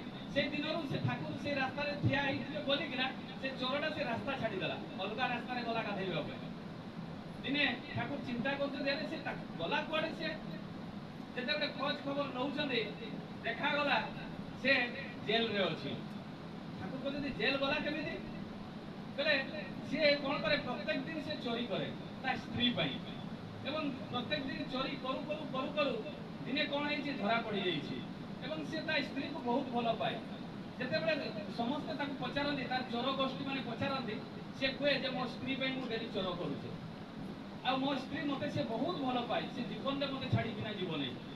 ସେ ସବୁବେଳେ ସେ ଚୋରଟା ସମସ୍ତଙ୍କ ସାମ୍ନାରେ କୁହେ ମୋ ପାଇଁ ସେ ମରିବ ମୋ ପାଇଁ ହିଁ ସେ ବଞ୍ଚିବ। ତା ସ୍ତ୍ରୀ ପ୍ରତି ଏତେ ଭଲ ପାଇବା ତାର ଥିଲା। କିନ୍ତୁ ଯେତେବେଳେ ଜେଲରେ ଥିଲା ଜେଲରେ ଥିବା ସମୟରେ କଣ ହେଇଛି ତା ସ୍ତ୍ରୀ ବର୍ଷେ ପର୍ଯ୍ୟନ୍ତ ତାକୁ ଦେଖା କରିବା ପାଇଁ ଆସିଲା। ସେ ଚୋରି କରି ଆଣେ ତା ସ୍ତ୍ରୀ ଉପଭୋଗ କରେ ଟଙ୍କା ପଇସା ସୁନା ଗହଣା ନେଇକରି ଯେତେବେଳେ ସେ ଟଙ୍କା ପଇସା ସୁନା ଗହଣା ପାଇଲା ନାହିଁ ବର୍ଷେ ପର୍ଯ୍ୟନ୍ତ ଦେଖା କରିବା ପାଇଁ ଆସିଲା ପୁଣି ପରପୁରୁଷ ସହିତ ସେ ପଳେଇଲା ତା ସ୍ତ୍ରୀ। ଯେତେବେଳେ 3 ବର୍ଷ ପରେ ତାର ସେଇ ଜେଲକୁ ଯୋଉ ଜେଲରେ ଥିଲା ଜଣେ ଆସିଲା କହିବି ତାଙ୍କ ଗାଁର ତାକୁ ପଚାରିଲା ମୋ ସ୍ତ୍ରୀ 2 ବର୍ଷ ହେଲାଣି ମତେ ଦେଖା କରିବା ପାଇଁ ଆସୁନି କଣ ତାର କିଛି ଅସୁବିଧା ହେଇଛି କି? ସେତେବେଳେ ସେ ମାନେ ଯେ ଚୋରଟା ସେ ଆସିଲା ସେ ଜେଲକୁ ସେ କହିଲା ଯେ ତମ ସ୍ତ୍ରୀ ଆଉ ଗୋଟେ ପୁରୁଷ ସହିତ ପଳେଇ ଯାଇଛି। ସେ ଭୋ ଭୋ ହେଇକରି କାନ୍ଦିଲା। ସେଇ ସେତେବେଳେ ଠାକୁରଙ୍କ କଥା ତାର ମନେ ପଡିଗଲା। ଠାକୁର ମତେ ଟାଣି ଝିକିକିନା ଦୀକ୍ଷା ଦେବା କଥା କହୁଥିଲେ ତତେ କହୁଥିଲେ ଏଇ ଯୋଉ ମାୟାର ସଂସାର ତୋ ପାଇଁ ନୁହେଁ ତୋର ହଉଛି ସରଗ ପରମ ପିତା ହିଁ ତୋର ତୁ ଏଇନା ଯାହା ସହିତ ଅଛୁ କାଲି ବି ତା ସହିତ ରହିବୁ ତାଙ୍କୁ ଟିକେ ଗ୍ରହଣ କର ତାର ଟିକେ ଦୀକ୍ଷା ନେ। এই কথাটা ঠাকুর মতে বারম্বার কହୁଥିଲେ ମୁଁ ତାଙ୍କ କଥା ନ ମାନି ମୋ ସ୍ତ୍ରୀ କଥାରେ ଚୋରି କରିବା ପାଇଁ ଡେଲି ଯାଉଥିଲି। ଆଜି ମୋ ସ୍ତ୍ରୀ ମତେ ଛାଡିକି ପଳେଇଲା ଆଉ ଜେଲରେ ଜେଲ ଦଣ୍ଡ ହିଁ ଭୋଗ କଲି। ଯେତେବେଳେ ତାର ଖଲାସ ହେଲା 7 ବର୍ଷ ପରେ ସେ ଦୌଡ଼ିକିନା ଠାକୁରଙ୍କ ପାଖକୁ ଆସିଲା କ୍ଷମା ପ୍ରାର୍ଥନା କରିଥିଲା ଏବଂ ଦୀକ୍ଷା ନେଇଥିଲା। ତାହେଲେ ଚିନ୍ତା କରନ୍ତୁ ଯେ ଏଇ ଦୀକ୍ଷା ଯେତେବେଳେ ସେତେବେଳେ ଦିଆ ହଉଥିଲା ତାଙ୍କୁ ବିଧିବିଧାନ ପାଳନ କରିବା ପାଇଁ ଦିଆ ହଉଥିଲା। 3 ମାସ 4 ମାସ ପରେ ତାପରେ ଦୀକ୍ଷା ଦିଆ ହଉଥିଲା। ଦୀକ୍ଷା ଦେଲା ମାନେ ମାଛ ମାଂସ ପିଆଜ ରସୁଣ ପୁରା ବନ୍ଦ। ସେଇଟା ହଉଛି ସମ୍ପୂର୍ଣ୍ଣ ଦୀକ୍ଷା। ତେଣୁ ଆମେ କୌଣସି ଆମର ଏଇ ମାଛ ମାଂସ ଉପରେ ଲୋଭ ଅଛି ତେଣୁ ଆମେ ମାଛ ମାଂସଟା ଛାଡି ପାରୁନା। ଶାସ୍ତ୍ର କଣ କୁହେ ଯେ ଯକ୍ଷ ରକ୍ଷ ପିଶାଚେଣ ଭକ୍ଷେଣ ମାଂସ ସୁରାପାନ। ମାଂସ ଏବଂ ମଦ ସୁରା ମାନେ ମଦ ତାହେଲେ ମାଂସ ଆଉ ମଦ କିଏ ଖାଆନ୍ତି? ଯକ୍ଷ ରକ୍ଷ ପିଶାଚେଣ ଭକ୍ଷେଣ ମାଂସ ସୁରାପାନ। ତାହେଲେ ମାଛ ମାଂସ କିଏ ଖାଏ? ଯକ୍ଷ ମାନେ ଖାଆନ୍ତି। ଯକ୍ଷ ମାନେ କିଏ ଆମେ ଜାଣିଛେ। ରକ୍ଷ ମାନେ ହଉଛନ୍ତି କିଏ ଖାଏ? ରାକ୍ଷସ। ରକ୍ଷ କିଏ ହଉଛି? ରାକ୍ଷସ। ଏବଂ ପିଶାଚ କିଏ? ପିଶାଚ ଆମେ ଜାଣିଛେ। ତାହେଲେ ଶାସ୍ତ୍ର କୁହେ ମାଂସ ଏବଂ ମଦ ଖାଏ ଯକ୍ଷ ମାନେ ରାକ୍ଷସ ମାନେ ଆଉ ପିଶାଚ ମାନେ। ତାହେଲେ ଏଇ 3ଟା ଭିତରୁ ଆମେ କିଏ? ଆମେ ଯକ୍ଷ ନା ରକ୍ଷ ନା ପିଶାଚ? ସେଗୁଡା ତ ତାଙ୍କର ଖାଦ୍ୟ ନା। ବାଘ ମାନଙ୍କର ମାଛ ମାଂସ ଖାଇବାର ତାର ସେ ଅଛି କିନ୍ତୁ ହରିଣ ମାଛ ମାଂସ ଖାଇନା ଘୋଡା ମାଛ ମାଂସ ଖାଇନା ଗାଈ ମାଛ ମାଂସ ଖାଇନା। ଯେତେବେଳେ ଆମେ ହଳ କୋଉଥିରେ କରୁ? ଗାଈରେ ନା। ଏ ହଳିଆ ମାନଙ୍କ ମାଧ୍ୟମରେ ତାର ବେଶୀ ତାଗତ ନା ସିଂହର? ସିଂହ ଖାଲି ମାଂସ ଖାଏ। ତାକୁ ଯଦି ଆମେ ହଳରେ ଲଗେଇ ଦେବୁ ସେ ହଳ କରିପାରିବ କି? ବାଘ କରିପାରିବ? ସିଂହ ହଳ କରିପାରିବ? ଦୌଡ଼ି ବେଶୀ କିଏ ପାରେ? ଘୋଡା। ଘୋଡା କଣ ଖାଏ? ଘାସ ଖାଏ ନା ମାଂସ ଖାଏ? ତାହେଲେ ତାଗତକାର ଦୌଡ଼ିବାର ତାଗତକାର ଘୋଡା। ସେ ବୋଝ ବି ବୁହି ପାରେ। କିନ୍ତୁ ଆମର ଭାବୁ ଯେ ମାଛ ମାଂସରେ ବେଶୀ ତାଗତ ଅଛି। ସୋୟାବିନରେ 40% ପ୍ରୋଟିନ ଅଛି। ଗୁଗୁଲରେ ସର୍ଚ୍ଚ କରିବେ ମୁଁ ଯୋଉ କଥା କହୁଛି ସବୁ ଗୁଗୁଲରେ ସର୍ଚ୍ଚ କରିବେ ହେଲା ଯେ ସୋୟାବିନ ବଡିରେ 40% ପ୍ରୋଟିନ ଅଛି। ମାଛ ମାଂସରେ 20 ରୁ 25। ତାହେଲେ ତାଗତ କାହା ପାଖରେ ବେଶୀ ଅଛି? ସୋୟାବିନ। ଆମର ଧାରଣା ଅଲଗା ଯେ ମାଛ ମାଂସ ଖାଇଲେ ବୋଧେ ବେଶୀ ତାଗତ ଅଛି। ମୋର ବୟସ 48 ବର୍ଷ ନାଇଁ 48 ବର୍ଷ ଭିତରେ ମୁଁ ମୋଟେ ଠକେନି। ଆପଣ ମାନେ ନିଜେ ଫିଲ୍ କରୁଥିବେ ଯେ ପ୍ରତ୍ୟେକ ଦିନ ଏଠୁ ଯିବି ସେଠୁ ଯିବି ସେଠୁ ଏଇଭଳିଆ ଚାଲିଛି ମୋର ଏଇ ମାସଟା। ଆଜ୍ଞା ମୋ ଦେହଟାକୁ ମୁଁ ଯତ୍ନ କରିକି ଚାଲିଛି କି ନାଇଁ? ତାହେଲେ ଆପଣ କଣ ଭାବୁଛନ୍ତି ଯେ ମାଛ ମାଂସ ଖାଉଥିବ ମୋ ଭଳିଆ ଦୌଡ଼ି ପାରିବ କି? ନିଜକୁ ନିଜେ ଆପଣ ଚିନ୍ତା କରନ୍ତୁ। এই যে মানে প্লেন চলাନ୍ତି এରୋପ୍ଲେନ୍ ସେମାନେ ତ ଦୀକ୍ଷା ନେଇନାହାନ୍ତି। ସେମାନଙ୍କୁ କୁହାଯାଏ ଯେ 72 ଘଣ୍ଟା ପୂର୍ବରୁ ତୁମେ ମାଛ ମାଂସ ପିଆଜ ରସୁଣ ଖାଇବନି। କାହିଁକି? कहीं विज्ञान कहे जो डिसीजन टा हमें 1 सेकंड रे नेबा जो माने माछ मांस खाती नहीं जो माने 1 सेकंड रे नेबे सेही माने जो माने माछ मांस खाती तांको 5 सेकंड लागिबो आमे प्रत्येक जिनिस रे रागिबा नहीं जो माने माछ मांस खाती नहीं ताको क्रोध बेसी आसे ना और जो माने माछ मांस खाती छोट छोट कथा रे हाथ उठी जाए डिफरेंस आपण चिंता करो केते डिफरेंस अछि अरे माछ मांस खाइले बॉडी पाई भलो आज कैंसर जो होची किडनी इफेक्ट होची हार्ट प्रॉब्लम होची विशेष कर एबरा तो माछ मांस जो माने खाउ जे तार कोलेस्ट्रॉल जमा हो जाची प्रॉब्लम क्रिएट होची अरे माछ मांस खाइले भलो ना न खाइले भलो एटा आपण निजक निजे तुलना करो तबे आमे ई जो सस्तनी व्रत कहला बेले तो लोक मान कहते नहीं आमे जे दुर्बल हे जिवा असुस्थ हे जिवा खाइले विभिन्न प्रकार हमर मनर भाग जाय एटा खाली जीव पाई देह पाई नुहे जो ग्राइंडिंग रे आपण गिरी बाटू छथि ग्राइंडिंग करू छथि चावल पेसु छथि सेटा हमें पत्थर गुडा को दे देबा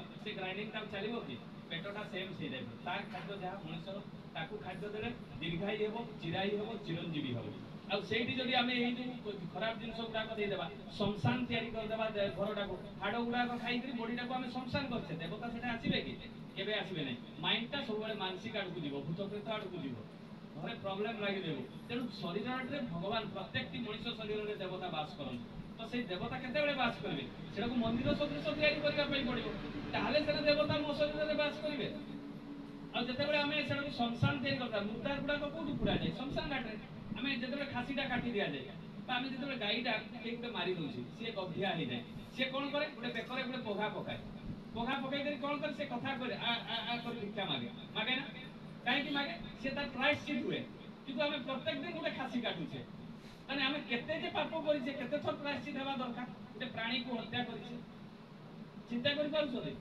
गुडे गाई को मारिले जदि हमें प्रायश्चित पई दान दक्षिणा होम यज्ञ करिया पई पडुछि से छेई देबी तो गुडे प्राणी तले ताकू हमें जते बेले काटी किना खाउछे तले केते प्रायश्चित करिया पई पडिबो कोनसी मां पाखु गुडे छुआ को छडै करी हानि देबा जहा सेठी पई तो आम घरे अल्पायु बदमाश एई सब चरित्रहीन पिला गुडा जन्म नउछन काहे कि गुडे मां ठु छडै आनि करी ताको हानि करी हम खाउछे केते दयार कथा ए दया भावटा आम भितरे आसु नै चिंता करबे नै ताले सस्तनी व्रत केते आवश्यक रहिছে जेते पन तो सस्तनी व्रत आपण न नेबे ताको पालन न करिवे सेते पन तो दीक्षाटा आपण संपूर्ण होबो नै तेणु दया करी आमर ये विश्वासटा ही आसु नहीं जे ठाकुर जे अंतर्जामी जे ठाकुर जे परम पिता पुरुषोत्तम ए जिनसटा आसु नहीं तेणु जे केते बेले आसीबो जे परम पुरुष पुरुषोत्तम जे स्वयं पुरुषोत्तम से केमिति आसीबो शरतचंद्र दास से जने पुरी रो से कृष्णंकर बहुत बड़ा भक्त जेते बेले कृष्णंकर भक्त ए कृष्णंकर भक्त समय रे से सब कृष्ण को ही जानते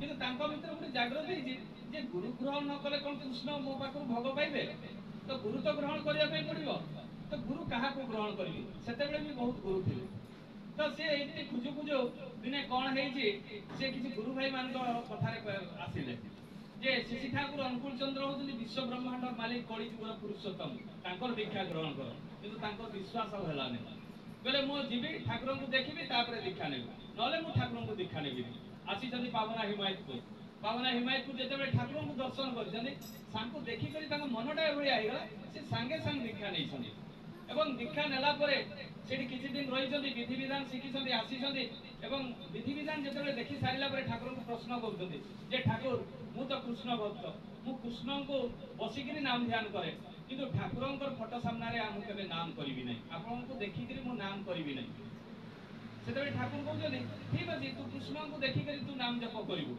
जदी मु तो सामना को आसी जाय सेते बेले शरतचंद्र दास आ किछि कहू नांती जा भी हो आछन तांको घर को घरे आसी तां कृष्ण को सामना रे से प्रभु को जो राधा नाम भी से जप करछन ए जप करू करू से किछि दिन भितरे देखु जदी जे तांको कृष्ण को मूर्ति सामना रे ठाकुर को फोटो चित्र देखा जाउछि आखि रे झलसी जाउछि एई भलिया करू करू दिने से चिंता कले जे कृष्ण से ही शिशि ठाकुर अनुकूल चंद्र तापर से चक्रफट को देखि नाम ध्यान कले ए नाम ध्यान करू करू ए भलिया तांको विश्वास हला जे ठाकुर को प्रति से दिने आछन पावना हिमायत को ठाकुर को दर्शन करिया पई जेते बेले आसीथिबा समय रे से प्रणाम करिसंदे प्रणाम करी ठाकुरंकर पछपटे से बसचंदी साइड रे बिना बसिथिबा समय रे कलिकता रे जने बहुत बड़ गायक शांतमणि सी आछन ठाकुरंको निवेदन करचंदी जे ठाकुर मु आज आपनकर आश्रम रे भागवत गान करिवि आपन टिके परामर्श दियनु तो সেটি ঠাকুর তাଙ୍କୁ ନିର୍ଦ୍ଦେଶ ଦେଲେ ଯେ ଆପଣ ଭାଗବତ ଗାନ ସନ୍ଧ୍ୟା ବେଳେ କରିବେ। ସନ୍ଧ୍ୟା ବେଳେ ଖ୍ୟାନ୍ତମଣିଙ୍କର ଆସର ଜମିଲା, ଭାଗବତ ଆଲୋଚନା ଆରମ୍ଭ ହବ, ତା ପୂର୍ବରୁ ତାଙ୍କର ମ୍ୟୁଜିକ ବାଜିଲା ଏବଂ ତାଙ୍କର ଶ୍ଳୋକ ଆରମ୍ଭ ହେଲା। এই ଆରମ୍ଭ ହେବା ସମୟରେ ଦେଖାଗଲା ଠାକୁରଙ୍କ ପାଖରେ ଯେତେ ସବୁ ଭକ୍ତ ବସିଥିଲେ ଧୀରେ ଧୀରେ ସେଇ ଖ୍ୟାନ୍ତମଣିଙ୍କର ଭାଗବତ ଶୁଣିବା ପାଇଁ ପଳେଇଲେ। ଏବଂ ପଳେଇଲା ପରେ ଠାକୁର ମନେ ମନେ ଚିନ୍ତା କରୁଛନ୍ତି ଯେ ମତେ ଯଦି ନା ପାଣି ଗ୍ଲାସ ଯଦି ଦରକାର ହବ ମୋ ପାଖରେ ଆଉ କେହି ନାହାନ୍ତି। এই জিনিসটা যেতবে তাଙ୍କ মন ভিতরে সৃষ্টি ହେଲା ଠାକୁରଙ୍କ ଦେଖୁଛନ୍ତି ସାଇଡରେ ଶରତଚନ୍ଦ୍ର ଦାସ ବସିଛନ୍ତି। ଯେତେବେଳେ ଶରତଚନ୍ଦ୍ର ଦାସ ବସିଛନ୍ତି ତାଙ୍କୁ ପଚାରୁଛନ୍ତି ଶରତ ତମେ କାହିଁ ଭାଗବତ ଶୁଣିବା ପାଇଁ ଗଲନି? ସେତେବେଳେ କେତେ ଗୁରୁତ୍ୱପୂର୍ଣ୍ଣ କଥା କହିଲେ ଠାକୁର ମୁଁ ବ୍ରାହ୍ମଣ ଘରର ପିଲା, ଭାଗବତ ତ ମୁଁ ବହୁତ ଆଗରୁ ଶୁଣିଛି ଆଉ ଶୁଣିବା ପାଇଁ ବି ମଧ୍ୟ ପାଇବି, କିନ୍ତୁ ଜୀବନ୍ତ ଯିଏ ଭଗବାନ ବିଶ୍ୱ ବ୍ରହ୍ମାଣ୍ଡର ମାଲିକ ତାଙ୍କର ସାନିଧ୍ୟ ପାଇଛି, ତାଙ୍କ ପାଖରେ ବସିଛି, ମୁଁ ତାକୁ ପଦେ ବି ଏକ ସେକେଣ୍ଡ ବି ଛାଡ଼ିକିନା ଯିବା ପାଇଁ ରାଜି ନୁହେଁ। ମାନେ କେତେ ଗୁରୁତ୍ୱପୂର୍ଣ୍ଣ କଥା। ଆମେ ଯୋଉ ଘରକୁ ଯାଉଛେ ବୈଦ୍ୟନାଥ ବୁଲତେ ଚାଲି ଯାଉଛେ ବୈଦ୍ୟନାଥ ଧାମ, କିଏ ଚିତ୍ରକୂଟ ତପୋବନକୁ ଇଚ୍ଛା ପଳେଇ ଯାଉଛେ, କିଏ ଆଳୁଚପ ଖାଇବା ପାଇଁ ପଳେଇ ଆସୁଛି ବାହାରକୁ, ଆଚାର୍ଯ୍ୟ ଦେବ ପାଖରେ ବସିବା ପାଇଁ ଚେଷ୍ଟା କରନ୍ତୁ। ଦେଉଘରକୁ ଯାଇକିନା ଦେଉଘରର ମହତ୍ତ୍ୱଟାକୁ ଆପଣ ବୁଝିବା ପାଇଁ ଚେଷ୍ଟା କରନ୍ତୁ। ଠାକୁର ଅଛନ୍ତି ସେଠି, ଜୀବନ୍ତ ଠାକୁର ଲୀଳା କରିଛନ୍ତି, ସ୍ୱୟଂ ଠାକୁର ଅଛନ୍ତି, ସେଇଠି ଠାକୁର ବାଡିରେ ବସନ୍ତୁ, କେତେ ଆନନ୍ଦ ଲାଗିବ। ଯିବେ ଆଚାର୍ଯ୍ୟ ଦେବ ପାଖରେ, ଆଚାର୍ଯ୍ୟ ଦେବ ଦିନ ଗୋଟା ଯେତେ ପର୍ଯ୍ୟନ୍ତ ଆଚାର୍ଯ୍ୟ ଦେବ ବସିଛନ୍ତି ତାଙ୍କ ସାମ୍ନାରେ ବସନ୍ତୁ, ଦେଖିବେ କେତେ କେତେ ଜିନିଷର ଯେ ସମାଧାନ ଆପଣଙ୍କର ହେଇଯିବ ସେଇଠି ବସିଥିବା ଭିତରେ ଆପଣ ଜାଣିପାରିବେ ନାହିଁ। ଆଉ ଏଇ ଯୋଉ ଉପଭୋଗଟା ଆଉ ଏଇ ସୁଯୋଗଟା ଟିକେ ବି ତିଳେ ମାତ୍ର ଆପଣ କ୍ଷୟ ଯେମିତି କରିବେ ନାହିଁ, ନଷ୍ଟ କରିବେ ନାହିଁ, এইটা চেষ্টা କରନ୍ତୁ। ଦେଖିବେ ଆପଣଙ୍କର ଜୀବନରେ କେତେ କେତେ ଶୃଙ୍ଖଳିତ ଜୀବନ ହେଇଯିବ।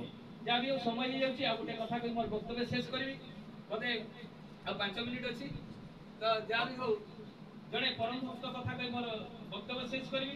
ଖଲିଲ ରହମାନ ଠାକୁରଙ୍କର ଜଣେ ବିରାଟ ବଡ଼ ଭକ୍ତ। ସେ ଜାଣିଛନ୍ତି ଯେତେବେଳେ ସେ କୌଣସି ଚାକିରି କରୁନଥିଲେ, ସେ ପରବର୍ତ୍ତୀ ମୁହୂର୍ତ୍ତରେ ଇନକମ ଟ୍ୟାକ୍ସ ଡିପାର୍ଟମେଣ୍ଟରେ ଚାକିରି କଲେ ଏବଂ ବହୁତ ସୁଖ ଶାନ୍ତିରେ ରହିଥିଲେ। ଠାକୁରଙ୍କର ସେ ବହୁତ ବଡ଼ ଭକ୍ତ। ତ ଯେତେବେଳେ ସେ ଦୀକ୍ଷା ନେଲେ, ଦୀକ୍ଷା ନେଲା ପରେ ସେ ଆସନ୍ତି ଠାକୁରଙ୍କ ପାଖରୁ ଆସି ସେଇଠି ଯେତେବେଳେ ତାଙ୍କ ଦର୍ଶନ କରନ୍ତି ଏବଂ ପଳେଇ ଯାଆନ୍ତି। ତାଙ୍କ ଘର ହଉଛି କୁଷ୍ଟିଆ।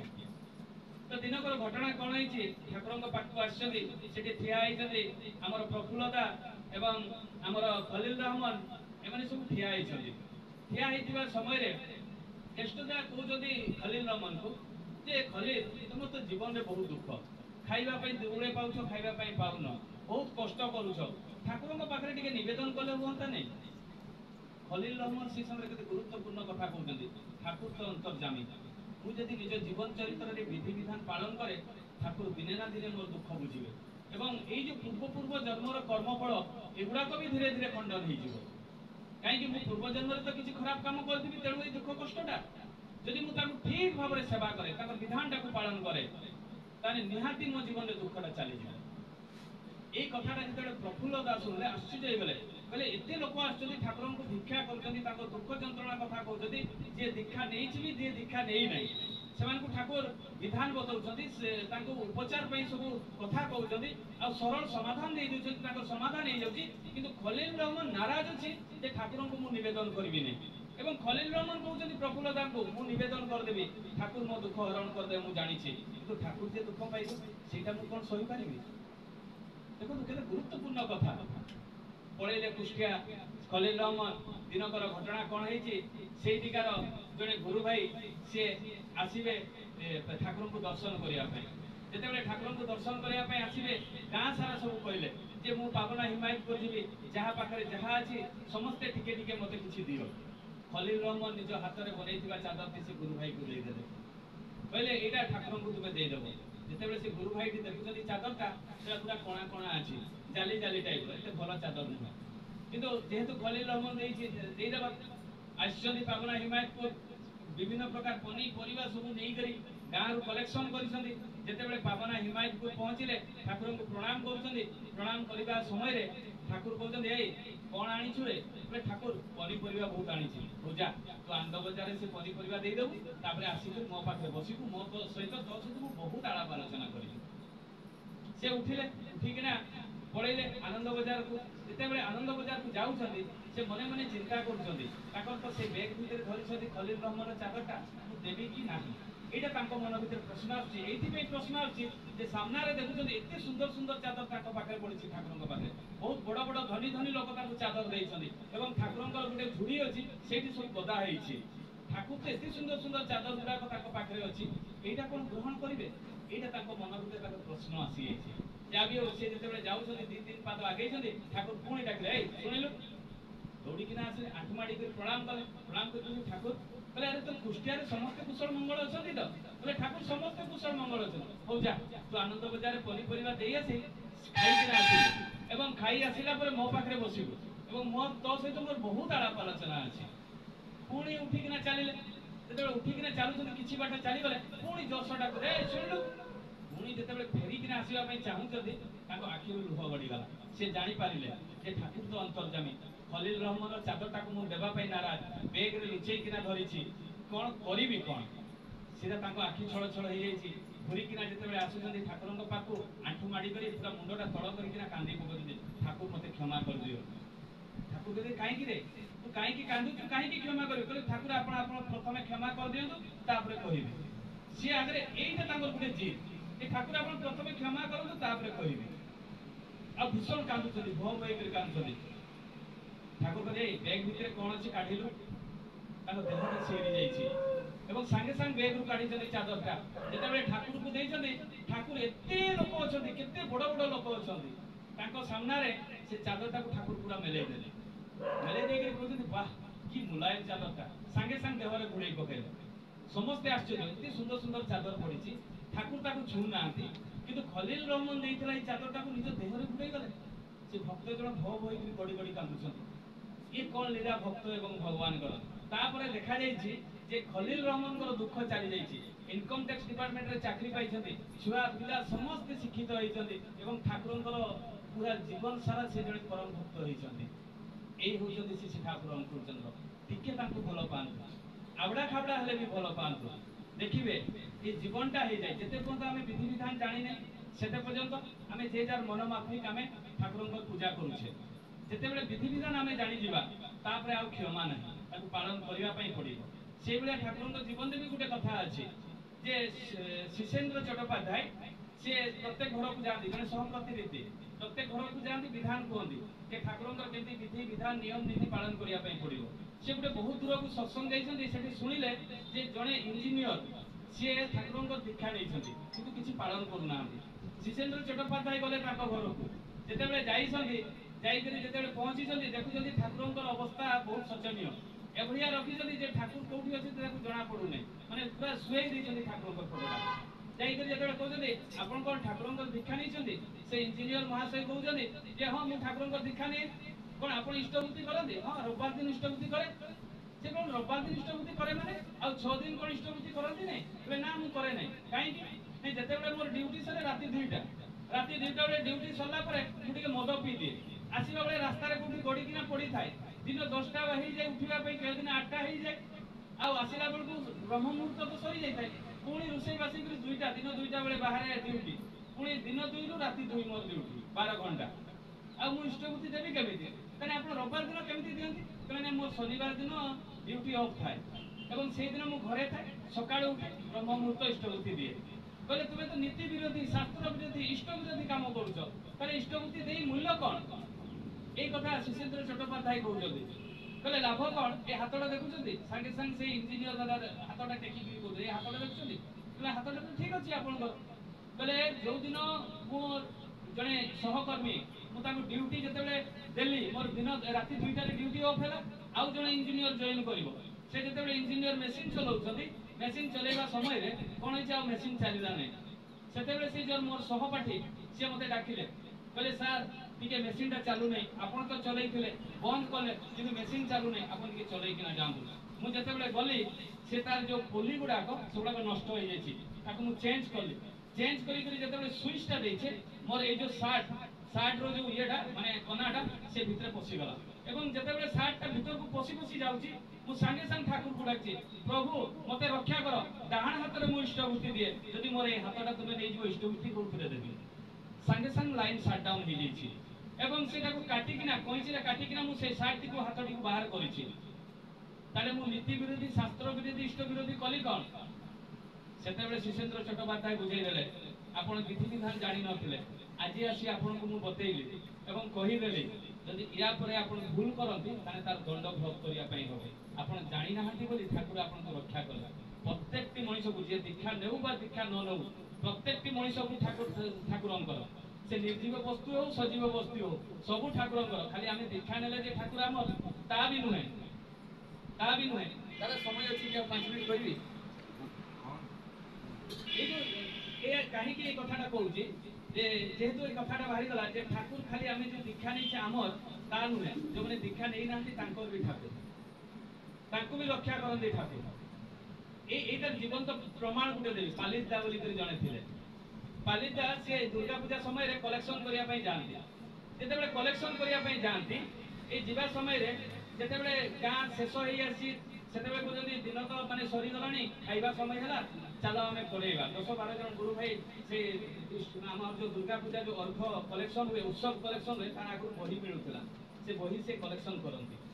ତ ଯେତେବେଳେ ସରିଗଲା ଦିନ ଦୁଇପହର ହେଇଗଲା, ସେତେବେଳେ ପଳେଇବା, ସେତେବେଳେ କିଛି ଗୁରୁ ଭାଇ କହୁଛନ୍ତି ଯେ ଦାଦା ସେଇଟା ତ ଗୋଟେ ଘର ଅଛି, ଏଇ ଗୋଟେ ଘର ସାରି ଦେଇକି ପଳେଇବା। ଯେତେବେଳେ ସେ ଘରଟିକୁ ଠକ୍ ଠକ୍ କବାଟଟା କରୁଛନ୍ତି, ଯେତେବେଳେ ଠକ୍ ଠକ୍ ସେ କବାଟଟିକୁ କରୁଛନ୍ତି, ସେଠି ଜଣେ ଭାଇ ଜଣେ ବାହାରିଲେ। ଯେତେବେଳେ ଜଣେ ଭାଇ ବାହାରିଲେ সেই সময়ে কোণ হয়েছি, সে পচারে যে আপনার কিয়ে? বলে নাই মু আমি সব আসিছু নিজ ঠাকুরঙ্কর অর্ঘ কলেকশন করা। যেতবে ঠাকুরঙ্কর অর্ঘ কথা কইছন্তি, সে গুরু ভাই ভীষণ গাড়ি দেলে। বলে খালি পয়সা পয়সা এসব ধন্দা কোণ এমনি এভাবে কদর্য ভাষায় গাড়ি দেলে সে ভাই জনক। সে অর্ঘ বি দেলে নাই কি কিছু নাই, 1 মিনিট পর্যন্ত সে গাড়ি দেলে। গাড়ি দেলা পরে কইছন্তি যে আপন মানে দিন দুইপরে আসছেন, খালি মুড়ে কেমিতি ଯିବେ, আপন টিকে লডু খাই ଦେଇକିରି পଳାନ୍ତୁ। সেତେବେଳେ ଯୋଉ ଆମର ପାଲିତଦା ଥିଲେ ସେ କହିଲେ କେହି କାହାରିକୁ ଉତ୍ତର ଦେବ ନାହିଁ, ସେ ଗାଡ଼ି ଦିଅନ୍ତୁ। ଆମେ ଯେହେତୁ ଗୁରୁ ଭାଇ ଠାକୁରଙ୍କର କାମରେ ଆସେ, ତାଙ୍କୁ ଜବାବ ଦେଇଦେବ ନାହିଁ। କିନ୍ତୁ ଗୋଟେ ଗୁରୁ ଭାଇଟା ସାଙ୍ଗେ ସାଙ୍ଗେ ଜବାବ ଦେଇଦେଲେ, କହିଲେ 1 ମିନିଟ୍ ପର୍ଯ୍ୟନ୍ତ ଆପଣ ଯୋଉ ଆମକୁ ଖୁଏଇଲେ ସେଠାରେ ତ ଆମର ପେଟ ପୁରିଗଲା, ଆଉ ଆମେ ଆପଣଙ୍କ ଲଡୁ ଖାଇବାନି। ପଳେଇ ଆସିଲେ, ବିରକ୍ତ ହେଇକିରି ପଳେଇ ଆସିଲେ କିଛି ଗୁରୁ ଭାଇ। ଆସିଲେ ତାପରେ ଅନ୍ୟାନ୍ୟ ଗାଁ ଗୁଡ଼ାକ ସବୁ କଲେକ୍ସନ କଲେ। କଲେକ୍ସନ କରିକରି ଏଇଭଳିଆ ମାସେ ପରେ ଯେତେବେଳେ ଦୁର୍ଗା ପୂଜା ପହଞ୍ଚିଲା, ଉତ୍ସବକୁ ଗଲେ ସମସ୍ତେ, ତାଙ୍କର ଗାଁର ସବୁ ଗୁରୁ ଭାଇ ଗଲେ। ଯେତେବେଳେ ଯାଇକରି ପାଲିତଦା ଠାକୁରଙ୍କୁ ପ୍ରଣାମ କରୁଛନ୍ତି, ଠାକୁରଙ୍କୁ ପ୍ରଣାମ କଲା ସମୟରେ ଠାକୁର କହୁଛନ୍ତି ସେଦିନ ତୁ ଯୋଉ ଦିନ ଦ୍ୱିପହରେ ଲଡୁ ଖାଇଲୁ ନାହିଁ, ମୁଁ ସେଦିନ ଭୋକରେ ଆସିଛି ଜାଣିଛୁ ନା? ଏଇ କଥାଟା ପାଲିତଦା ଭୁଲି ଯାଇଥିଲେ। ଯେତେବେଳେ ମୁଁ ଠାକୁରଙ୍କ ସହିତ ଗଲି, କେତେବେଳେ ଠାକୁରଙ୍କୁ ଲଡୁ ଯାଚିଲି, କେତେବେଳେ ଠାକୁର ଖାଇଲେ ନାହିଁ, ଏଇ କଥାଟା ତାଙ୍କ ମୁଣ୍ଡ ଭିତରେ ପଶିଗଲା। କିନ୍ତୁ ସିଏ ଯେ ଜଣକା ଘରକୁ ଯାଇଥିଲେ, ଯେ ସିଏ ଲଡୁ ଖାଇବା ପାଇଁ ଦେଇଥିଲା ଏବଂ ସିଏ ଖାଇଲେ ନାହିଁ, ପଳେଇ ଆସିଲେ, ଏଇ କଥାଟା ତାଙ୍କର ମନେ ନାହିଁ। ତ ଏଇ କଥା ଯେତେବେଳେ ଠାକୁର କହୁଛନ୍ତି ସେଦିନ ତୁ ଯୋଉ ତୋତେ ଲଡୁ ଖାଇବା ପାଇଁ ଦିଏ, ମାନେ ଲଡୁ ଯେତେବେଳେ ତୋତେ ଖାଇବା ପାଇଁ କହିଲେ ତୁ ଲଡୁ ଖାଇଲୁ ନାହିଁ, ମୁଁ ବି ସେଦିନ ଖାଇଲି ନାହିଁ, ଭୋକରେ ଆସିଛି, ତୁ ଜାଣିଛୁ ନା? ତୁ ଏଥର ଯିବୁ ତା ଘରକୁ, ପ୍ରାୟଶ୍ଚିତ କରିବୁ। ଇଏ ଆଶ୍ଚର୍ଯ୍ୟ, ଠାକୁର ତୁ କାହା ପାଖରେ ପ୍ରାୟଶ୍ଚିତ କରିବୁ? ତୁ ମନେ ପକା, ସେଦିନ ଦିନ ଦ୍ୱିପହରେ ଲାଷ୍ଟ ଘରଟା ଯାଇଥିଲେ, ଠାକୁର କେତେ ବିସ୍ତାରିତ ଭାବରେ କହୁଛନ୍ତି ଯେ ଯେମିତି ଚକ୍ଷୁରେ ସେ ନିଜେ ପ୍ରେଜେଣ୍ଟ ଥିଲେ, ସେଇଭଳିଆ କଥା କହୁଛନ୍ତି ସେଦିନ ପାଲିତଦାଙ୍କୁ। ଏବଂ ପାଲିତଦା ଆଶ୍ଚର୍ଯ୍ୟ ହଉଛନ୍ତି। ସେ କଥା ଯେତେବେଳେ ବିସ୍ତାରିତ ଭାବରେ ଠାକୁର ବର୍ଣ୍ଣନା କରି କହିଦେଲେ, ପାଲିତଦା ଆଶ୍ଚର୍ଯ୍ୟ ହେଲେ, ଠାକୁର ଆପଣ ଆମ ସହିତ ଥିଲେ, ଆମେ ଅଧମ ଜାଣିପାରିଲୁ ନାହିଁ ଯେ ଆମେ ଲଡୁ ଖାଇଲୁ ନାହିଁ, ବିରକ୍ତ ହେଇକି ପଳେଇ ଆସିଲୁ, ଆପଣ ସେଦିନ ଭୋକରେ ରହିଛନ୍ତି। ସେ ତାଙ୍କ ଆଖିରୁ ଲୁହ ଗଡ଼ି ଯାଇଛି ଏବଂ ଠାକୁର କହିଛନ୍ତି ସେ ଘରକୁ ଯିବ, ପ୍ରାୟଶ୍ଚିତ କରିବ, କ୍ଷମା ମାଗିବ ଏବଂ କ୍ଷମା ମାଗି ସାରିଲା ପରେ ଠାକୁରଙ୍କ କଥା କହିକରି ଆସିବ। ଯେ ଠାକୁର ଯେ କେତେ ପ୍ରେମମୟ, ଇଷ୍ଟ ଯେ ତୁମର କେତେ ପ୍ରେମମୟ, ସେ କଥା କହିକରି ଆସିବ। ଠାକୁରଙ୍କର ନିର୍ଦ୍ଦେଶ ଯିବେ କେମିତି? ଗାଳି ଶୁଣିକରି ଆସିଛନ୍ତି। ସେ କଣ କଲେ? ଦଳ ବଳ ହେଇକରି ଗଲେ। ସେ ଯୋଉ ଗୁରୁ ଭାଇ ମାନେ ଯାଇଥିଲେ ସବୁ ଦଳ ବଳ ହେଇକରି ଗଲେ। କବାଟ ଠକ୍ ଠକ୍ କିଏ କରିବ, ସେଇଟା ବି ତାଙ୍କର ଭୟ ଅଛି। ଆଜି ବି ତ ସେ ଗାଳି ଶୁଣିବା ପାଇଁ ପଡିବ ନା। ତ ଯାହା ବି ପାଲିତଦା ନିଜେ କବାଟ ଠକ୍ ଠକ୍ କଲେ, ସେ ଗୁରୁ ଭାଇ ବାହାରିଲେ। ଗୁରୁ ଭାଇ ଯେତେବେଳେ ସେ ତ ଦୀକ୍ଷା ନେଇନାହାନ୍ତି, ସେ ଭାଇ ଜଣକ ବାହାରିଲେ। ଭାଇ ଯେତେବେଳେ ବାହାରିଲେ, କହୁଛି ଆସନ୍ତୁ ଘରେ ବସନ୍ତୁ। ଭାଇମାନେ ଭାବୁଛନ୍ତି ଯେ ଯେତେବେଳେ ଖାସିକୁ ବଳି ଦିଆଯାଏ, ସେତେବେଳେ ଦୁବ ଘାସ ଖାଇବା ପାଇଁ ଦିଆଯାଏ, ତାପରେ ପତ୍ର ପତ୍ର ଡାଳ ଖାଇ ସାରିଲା ପରେ ତାକୁ ହଣାଯାଏ। ସେଇଭଳି ଏମାନଙ୍କର ଅବସ୍ଥା ହେଇଯାଇଛି ଯେ ଗାଳି ଦେବା ପୂର୍ବରୁ ବୋଧେ ବସେଇବେ, ବସେଇକରି ଆଜି ଗାଳି ଦେବେ। ତ ଯାହା ବି ହଉ, ସେମାନେ ପଶିଲେ ସେ ଘର ଭିତରକୁ। ବସି ସାରିଲା ପରେ ସେ ଭାଇ ଜଣଙ୍କ ଆଖିରୁ ଲୁହ ଗଡ଼ିଗଲା। ସେ କହିଲେ ଭାଇ ଆପଣ କାନ୍ଦୁଛନ୍ତି କାହିଁକି? ସେତେବେଳେ ସିଏ କହିଲେ, ତମେ ମାନେ ଯୋଉଦିନ ମତେ ତମ ଗୁରୁଙ୍କ ପାଇଁ ଅର୍ଘ କଲେକ୍ସନ ପାଇଁ ଆସିଥିଲ, ସେଇଦିନ ମୋ ସ୍ତ୍ରୀର କ୍ୟାନ୍ସର 3rd ଷ୍ଟେଜ୍। ଆଉ 3rd ଷ୍ଟେଜ୍ ମାନେ ସେ ସେତେବେଳେ କି ବଞ୍ଚୁ ନଥିଲେ। କ୍ୟାନ୍ସର ଆଜି ସିନା କ୍ୟାନ୍ସର ଟ୍ରିଟମେଣ୍ଟ ହେଇଯାଉଛି, ସେତେବେଳେ କ୍ୟାନ୍ସର ମାନେ नो आंसर, ମାନେ ସେ ମୃତ୍ୟୁ ମାନେ ମୃତ୍ୟୁ। ତ तो सेही सेतेबेले जने डाक्टर मो स्त्री को इंजेक्शन देवा पई आस्तिले एवं तार ट्रीटमेंट करूथिले एवं से जेतेबेले मो गाड़ी कथा सुनिले मु जेतेबेले से डाक्टर पाखु गली से मते भीषण विरक्त हेले से गोटे कथा कहले जेतेबेले जे जोथि पई मागिबा पई आसे ताकि 100 हस्तरे निज कृषि मंडल दान करिया दरकार एई पारे तुमे 1000 2000 टका न देई पारो टंकाटे हेले तो देई परिबो खाली हातरे घर को आसीथिबा व्यक्ति को केबे भी तुमे फेरेइबो नै सेटा होची तुमर अमंगल हबो এই কথাটা যেতেବେଳେ ডাক্তার স্যার কইলে সেতেବେଳେ মু চিন্তা কলি করিবি কোন সেতেବେଳେ সেই ডাক্তার স্যার কইলে তোমার যে ভগবান অছন্তি সেই যে গুরুর নারে সেই ভগবানর ফটুলি তলে রখি দিও সেমানকু খুঁজিবা আরম্ভ কর কোউঠু আসছন্তি এবং তাকু দেই দিও যাহা তোমার ইচ্ছা আছে দেই দিও সেই দিন মু ফটুলি সামনে 1000 টাকা রখিদিলি এবং সেই দিন মু খুঁজি নাই কিন্তু 1000 টাকা রখিদিলি কিন্তু যেতেବେଳେ মাসে পরে মোর স্ত্রীর গোটে রিপোর্ট আসিলা যে মো স্ত্রী সুস্থ হেবাক যাইছি মানে 70% সুস্থ হই যাইছি সেতেବେଳେ মো ভিতরে গোটে ইচ্ছা আলা আপন মানকু খুঁজিবা পাই 5 দিন হেলানি আপনকু খুঁজুছি যে অনুকূল চন্দ্রଙ୍କର শিষ্য কিয়ে এইটা মু খুঁজুছি কিন্তু পাউ নাই কিন্তু বোধে তাঙ্কর হি দয়া আপন মানে নিজে আসছন্তি আর আজি যেতেବେଳେ ডাক্তার আসিকিনা চেক କରୁଛନ୍ତି ମୋ ସ୍ତ୍ରୀ ଦେଖନ୍ତୁ ସେଠି ବସିଛି ଏବଂ ନିଜେ ଭାତ ଖାଉଛି